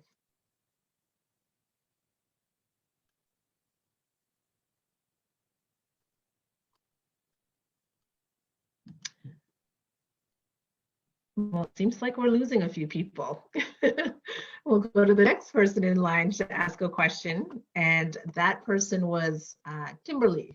So Kimberly, if you are on the line still, please unmute yourself and you can go ahead and ask your question live. Hi there, sorry, it's been a while. So when you talk about the noise and it decreasing by 50%, that's per train, correct?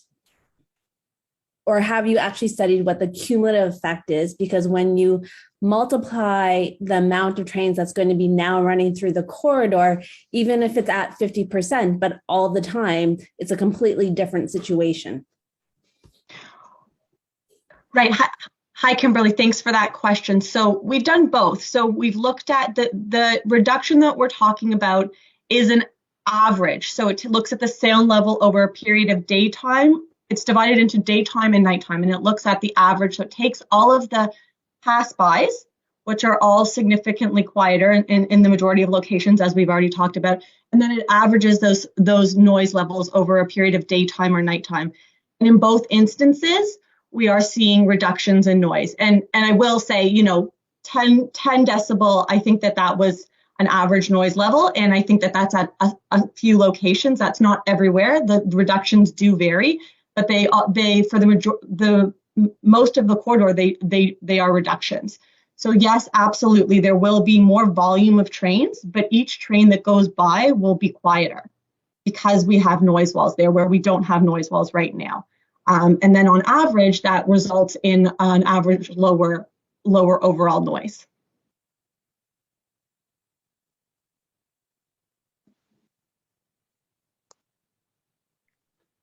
Thank you.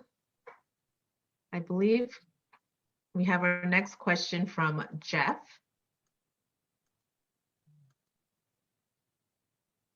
And let's see.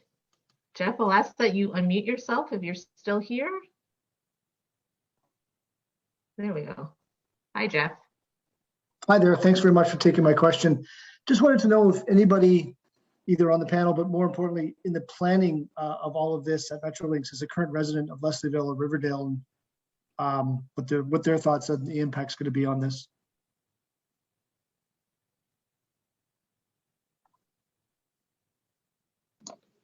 Sorry, Jeff. Are you asking if any of our Metrolinx staff live in the neighborhood?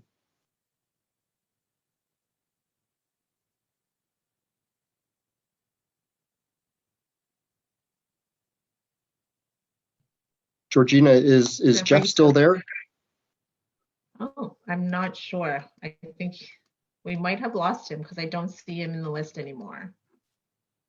So what I can say is that Metrolinx employees are all across the GTA, and we have representation all across. So I would imagine I'm more referring to the people who are actually planning this. Employees can be everywhere. I totally understand that, but I meant just from the planning aspect of this. So from a planning point of view, there's a number of things that go into the planning. One is the business cases. That's part of our planning process, where we evaluate different solutions to the transit problem we're trying to solve. Our planners they work on projects all across the GTHA. And their ability to understand the uniqueness of all different scenarios is really quite good. So I would say that yes, of course, we're sensitive and understanding of the projects that we're promoting, and that we take that into account in our decision-making process.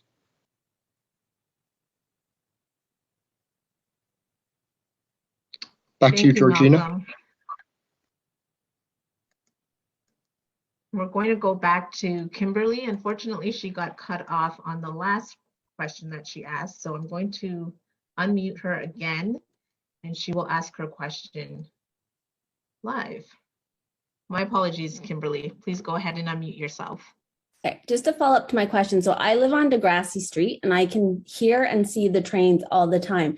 So there is a much bigger difference when 4 trains go by, like consecutively, versus 1 train going by at a time. So these trains, when they're going to be, if it's rush hour and you're going to have all these tracks and all these trains going at the same time, that's going to be completely different.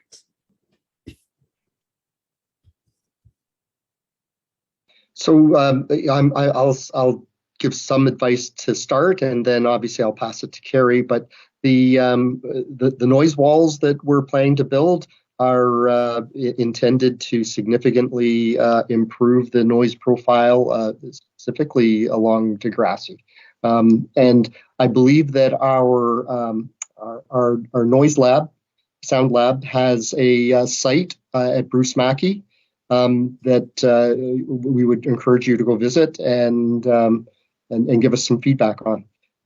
I don't mean to monopolize, but your sound lab, again, is it 1 train or is it multiple trains? Like, this is what you're not thinking about, or you won't answer. No, absolutely, we will answer, Kimberly. And I apologize if it's not clear. The way we look at it in our assessment is we model all of the cumulative impacts of each train pass by. So we know so the noise walls will be effective at reducing the noise from every train passing by, be it an Ontario Line train, a GO train, a VIA train. Overall, that averages out to an overall average lower sound level. So the noise simulation just takes a look at 1 pass by, so you can just see what it will feel like to have one GO train or 1 Ontario Line train pass by. But in actuality, all of the trains passing by are going to be quieter. In many cases, about half as loud for each pass by, and on average, in some cases, about half as loud. As I said, the reductions will vary, but we are seeing improvements in the majority of the locations along the corridor, including where you live. And Carrie, we also take into account the frequency of trains in that modeling. Absolutely. Absolutely. Thanks for that, Malcolm. So we are actually looking at, when we did our assessments, as I mentioned, we're looking at the combined impacts of both the future Ontario Line full service and the GO Lakeshore East full service. So we're looking and we're projecting out to a maximum service scenario, in some cases decades into the future. So, you know, on opening day of the Ontario Line, we don't anticipate to have nearly as many trains as we modeled from. But as the approach we take to environmental assessments is always looking at a maximum case scenario, of a maximum worst case scenario, so that we can mitigate to the full extent possible. So we do very much anticipate improvements in this area. Yeah, and the last thing, Kimberly, is we do have our October 5th virtual open house. After you've reviewed the materials, if you have more questions, please come back, or if you're concerned, give us a call. We'll happy to talk to you.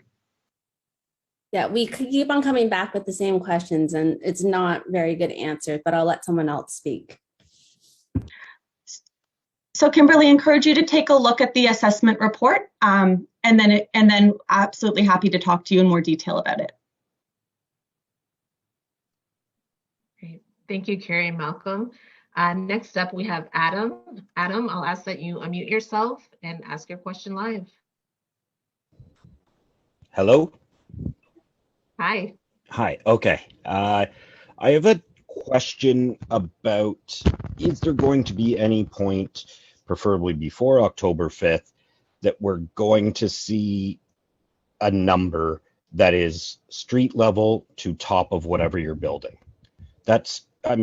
Everyone knows that's what we want to know. You keep talking about this retaining wall and that noise barrier, and you know what you're doing is disingenuous. You're trying to give us small numbers.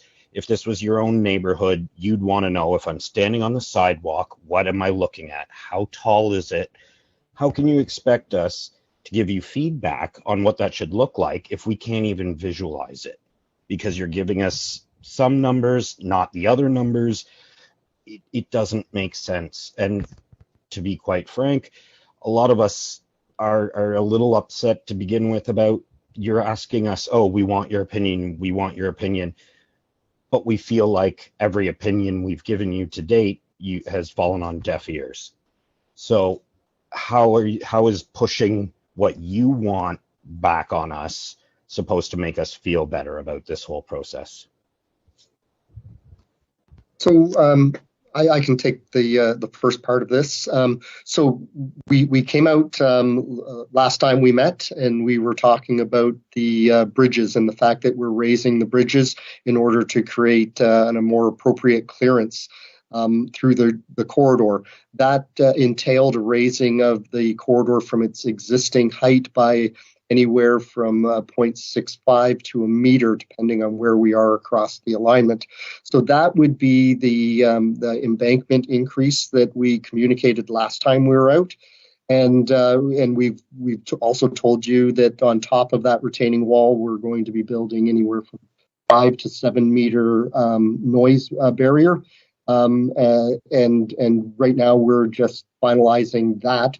Our thoughts were that it was going to be a clear noise barrier, but clearly there's a desire for some other ideas to be floated about, and that's why we're reaching out now. So we encourage you to participate with us to try and make the outcome of what we build through this neighborhood better.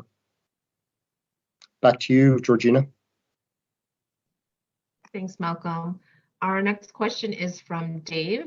Dave, I'll ask you to unmute yourself to go ahead and ask your question. Hi, Dave. Hi. My question is regarding the construction period and what percentage of it will take place overnight. I live close to a couple of the bridges around Dundas. There's actually 2 bridges there, the Logan Bridge and the Dundas Bridge. And I'm concerned that the 1.5 years of bridges is going to be a 1.5 years of no sleep with beeping trucks and everything else.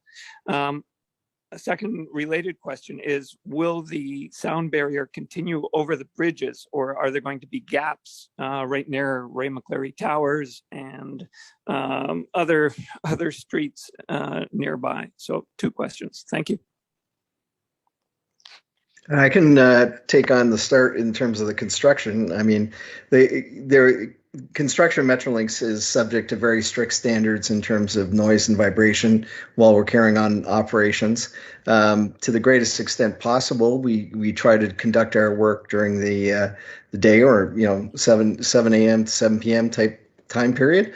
There will be occasions when we need to slew tracks, or we have to hoist a bridge beam into place, that we have to do overnight.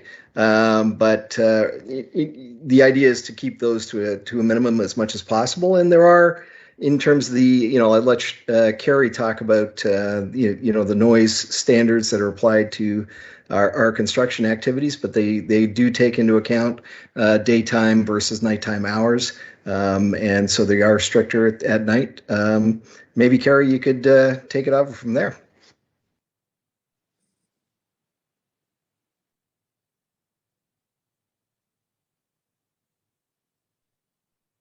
I think Carrie's working with the mute button for a second there. Yeah, if only I could unmute myself, then I could answer. So I think the question was around nighttime noise, and absolutely yes, we will be requiring our contractors to adhere to more stringent criteria for noise and vibration in the night, and if in the event that night work is required. And I think as we mentioned, we will be doing ongoing noise and vibration monitoring. We will be letting the communities know if there is any particularly noisy events that are coming up, so that we can work with you to kind of address any concerns you might have, or any solutions that we might be able to provide. So on that note, I hope that is sufficient. But I know, Dave, you had another question about noise walls along bridges. And what I can say there is that we are looking at that right now, and we're looking at the technical feasibility of it. And we will be able to confirm that at a slightly later date. However, we can confirm that whichever option we do land on, we will be able to confirm noise level reductions that we've just talked about today. So do stay tuned for that. We're still working out technical feasibility on that, but we're confident that we can achieve the noise reductions that we've talked about this evening, and that are outlined in great detail in our noise and vibration report. Yeah, and I guess, Carrie, the one other thing I forgot to mention was that when we're in construction, there are complaint lines and lines you can make, so that if you do notice noise or there's something happening that's not acceptable, then there is a way to get in touch with us immediately to address anything that's going on. So we do provide that outreach. We do engage with the community if we're anticipating doing something noisy that's completely unavoidable. But as I said, that'll be the rare exception, not the rule. And there are ways to reach out to us 24 hours a day in case there are any concerns about noise, vibration, dust, safety concerns, anything like that. Back to you, Georgina. Great. Thank you, Malcolm. Our next question is from Teresa. So Teresa, I'll ask you to unmute, and you can go ahead and ask your question live. Hi, I was just actually wondering, because you guys keep talking about noise reduction, but I want to know, I can't find it. Maybe I'm just looking in the wrong spots, but I want to know the actual decibel measurements that you're doing, not words. Like, can you actually have a document, or is there a document that I could see where you actually have done the somebody else mentioned about 1 train versus 4 trains going by. Have you done a measurement with 1 train, 2 trains, 3 trains, 4 trains? How is it? What is the decimal? And when you have the noise wall up, how much does this actually reduce it? Yeah, I can take that one. Thanks, Teresa. Great question. And that's exactly what our noise and vibration assessment report outlines. So it looks specifically at the full service scenario. As I mentioned, projects well into the future and identifies the full maximum trains that we project to be on this corridor in I think the number is 2060. Don't quote me on that, but it's something like that. So if you go and take a look, it's appended, I believe it's Appendix C of our early works report. It outlines in all that detail you're looking for the decibel reductions at each sensitive receptor location, not just the overall average, but also the pass-bys. And it shows all of that information. The reason why we don't go into that detail at the meeting tonight is because it varies by location. So I wouldn't want to give out one number because it's a long corridor. So please check that out. Have a look at where it might be most applicable to you. And again, happy to talk more about it. Have they done measurements with the current trains with the current wall and then done it somewhere else like Lansdowne and Bloor, and they can see what the difference is? I know it's a different area, yeah, but you could at least guesstimate. No, because we wouldn't look at a different area because a lot of the effectiveness of a wall takes into consideration vertical alignments and lines of sight to sensitive receptors. So you really have to model and do the assessment. Our noise engineers actually build out a 3D model of the corridor to really accurately assess this. So we do take current levels. And then we look at future levels, and then we look at the difference of what a noise wall could bring. So please do have a look at the report because I think it probably outlines it a little bit better than I'm doing right now. And let us know what you think. Please provide feedback on this. Anything that's unclear, we'll be happy to explain further. Thanks.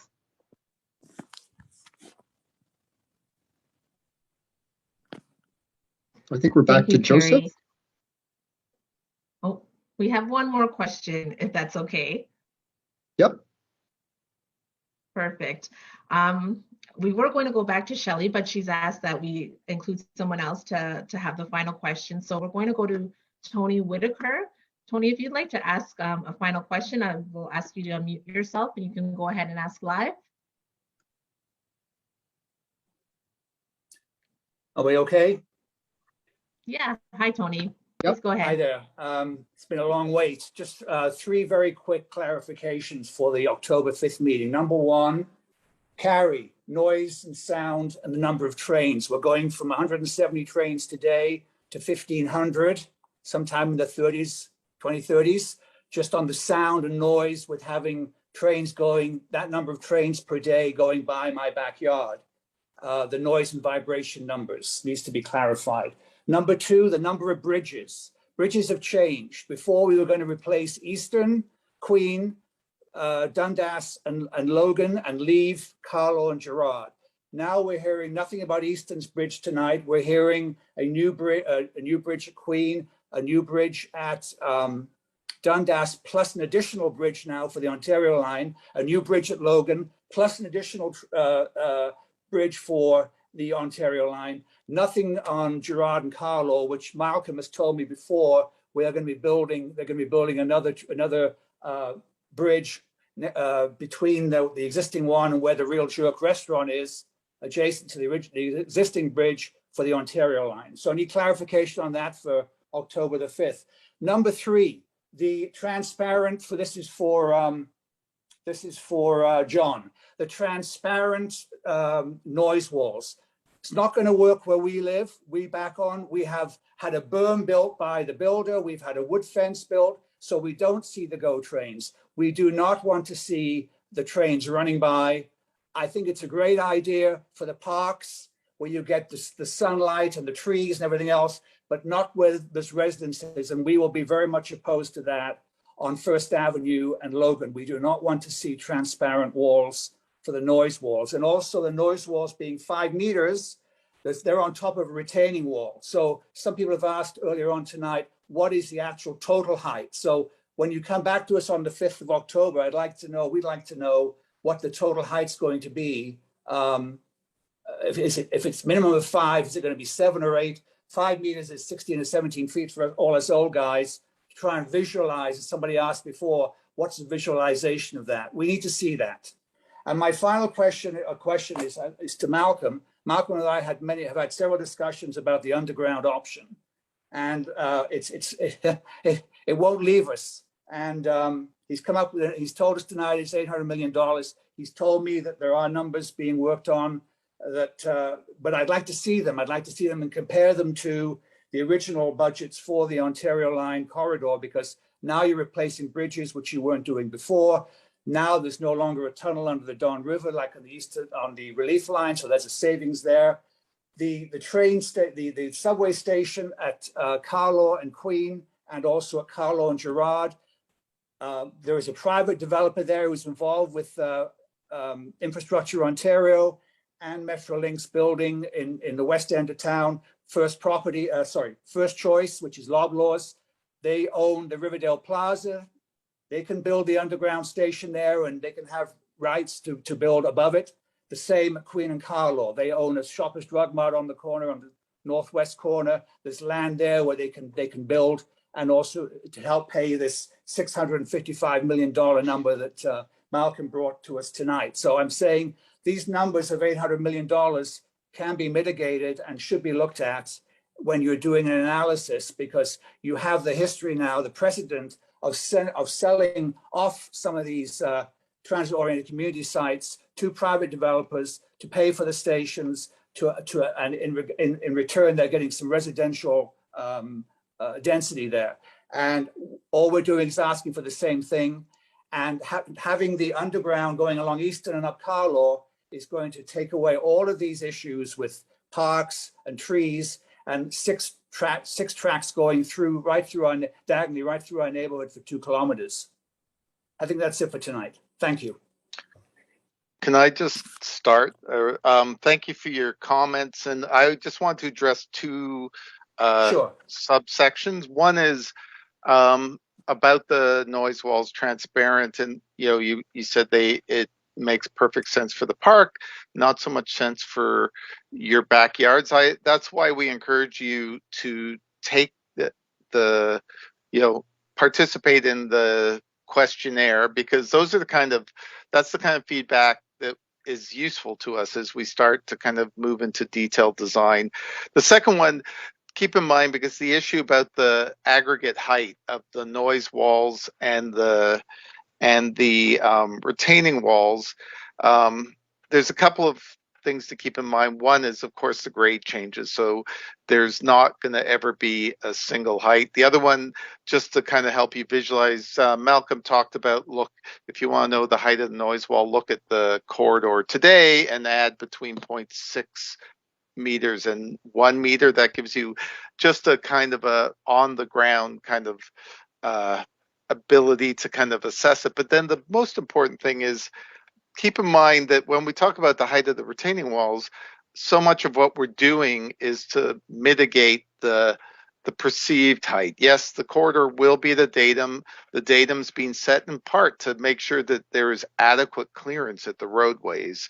There's municipal standards. We need to make sure that our bridges, leave enough space above the roadways. But that is why we talk about landscaped embankments, terraced embankments, various other vegetation strategies, because we are working along the corridor, especially in the parks, to reduce that. Yes, the overall height may be one dimension, but the perceived height will be something different. So it's kind of important that you keep that in mind when you're starting to think about the dimensions. I always say this, that statistics are used far too frequently. They're not actually that useful. It's about the experience of the space and the experience of what you're going to be looking at. It's the experiential qualities that really need to be addressed, and that's something we are trying to address. But yes, I'm sure we can get that information about the aggregate heights to you. The other reason why it's important, John, is because on my property specifically where I live, you're expropriating some of our property, some of our land. So you're going to be coming into our backyards, and this is going to have a big impact on what we see from our windows, myself and my 19 neighbors who are impacted on this. So it's a big issue with us. When we bought these homes 12 years ago, they were brand new, and the builder at that time was required to build a berm and a wood fence above it, 6 feet high, to take away the GO train look. It wasn't so much the noise, but it was certainly the look, so we don't have to see it. Yeah. And certainly be the case. And as you come closer into the houses, it's going to become even more of an issue. Thanks. Yeah, and that is all very legitimate. So as I say, that would be really, we've heard you tonight, and it'd be helpful to hear hear more from you on the questionnaire. And another thing too is feel free to reach out to us. We can always book an appointment, because one thing is we're trying to do is give private landowners some ideas about how, what they can do in their own property to kind of, help screen or reduce the visual impacts of, say, a new retaining wall that's encroaching into your backyard, or a noise wall. So we're glad to provide you some ideas and questions. Our vegetation guideline will give you a lot of information on the types of plantings you can use, how, they're always going to be local, non-invasive species, but plantings that you can plant close to a rail corridor and be confident that they will grow and mature in such a way they won't cause any issues with our infrastructure.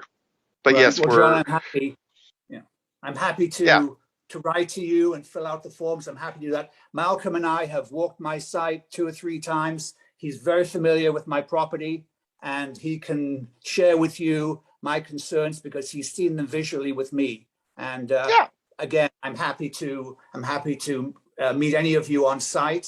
Certainly Carrie wants to come out too. I'm happy to meet with you and walk you, and Daryl's been there too. So it's one big happy family that can come out and have a look. Yeah, and Malcolm can definitely debrief us. But yeah, so sure. We're happy to work with you, because we understand we're putting new infrastructure in an established community, and we're very sensitive to that, and we want this project to be a success for the community in the long run. Okay. Hey Tony, it's Malcolm. Just a couple of things on the bridges. Yes, there's a new bridge going over Eastern. There's a new bridge going over Queen. There's a new bridge going over Dundas. At Logan, there's going to be a new bridge built beside it to build the Ontario line, the new station there, and then going over Gerrard, a new bridge will be built to the side of that one. So those 2 bridges, Logan and Gerrard, will not be totally rebuilt. So well, the early works report tonight, Malcolm, says that there will be a new bridge built at Dundas and a new bridge built at Logan to accommodate the Ontario line to the north of the existing bridges. So that needs clarification for the October 5th meeting, please, because it's not clear. You're telling me we're not talking the same language this evening. If you read the report, it says something different to what you're telling me now. No problem. And I haven't had time. For Eastern Avenue? No, I'm talking about Dundas and Logan. Okay.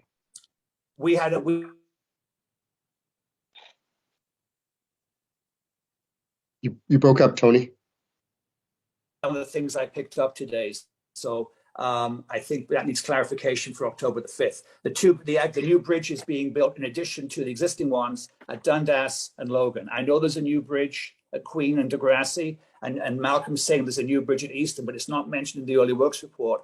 And I know there's a new bridge being built at Gerrard and Carlaw to the west of the existing one to accommodate the Ontario line subway tracks, the 2 tracks. At least that's what I was told by Malcolm when he and I did our walkabout. Yep. So we will absolutely clarify that with you, Tony, and we'll actually clarify it with you before the October 5th meeting.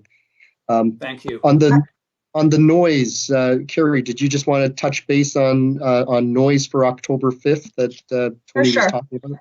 For sure, Tony. I think all of that information is actually in the noise and vibration report. It was just released, so please do take some time to review it. We can come with any additional information you're looking for. The volumes you mentioned, I think, are a little bit higher than what the real life situation is. We did model for a full build situation. I don't believe that's 1,500, but closer to 900, I believe. But do check it out. Carrie, it's 900 Ontario line and 600 GO trains. So that's the number. No. Anyway, that is combined. So, anyways, but please do look at the report. And if there's any clarifications, we can come back on October 5th and provide those. Happy to do that. Realize that folks need to take some time to digest. Okay, thank you. Well, thank you. Thank you very much. And last thing, Tony, as I spoke to you the other day, we are working up a rendering through this area so that you can visualize what it will look like from the two vantage points that we spoke about. We will make some assumptions about noise walls and retaining walls just for the visual, but it'll help inform a good discussion. And I understand that Ranjit's no longer with you, so we would like to know who our new contact person will be for that issue, the development issue. Yep, we will make sure that our property team is in touch with you with their new contacts. Thank you very much, Tony. Why don't I throw it back to Joseph? Okay, well, thank you very much, Malcolm. Thank you, everyone. This is clearly a community that is engaged and cares, and I hope that you feel that the Metrolinx team responded sincerely and as straightforwardly as possible tonight.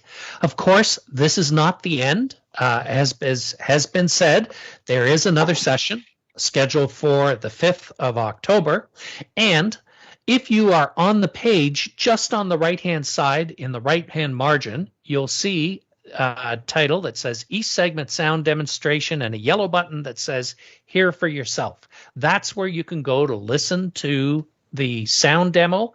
And at the bottom, you'll see East Segment Design Consultation and a yellow button that says Have Your Say. And that is where you'll find the survey that the panel was talking about.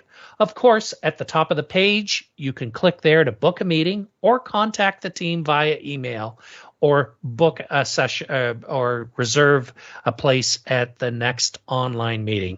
So again, thank you to everybody from Metrolinx and all the members of the community for participating tonight. I hope that you found this a worthwhile evening.